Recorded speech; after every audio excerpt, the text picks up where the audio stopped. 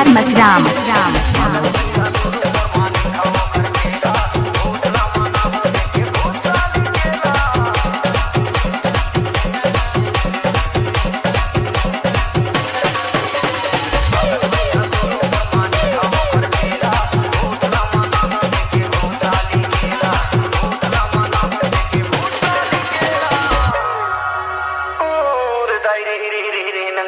नंगदाई मोर पूजा पाठ ला दी करिया मुर्गी कर करावे मुर्गा सीटे दे दुल्हा के दादा नरियर पोरे हंस के बेटे ले चल छोड़।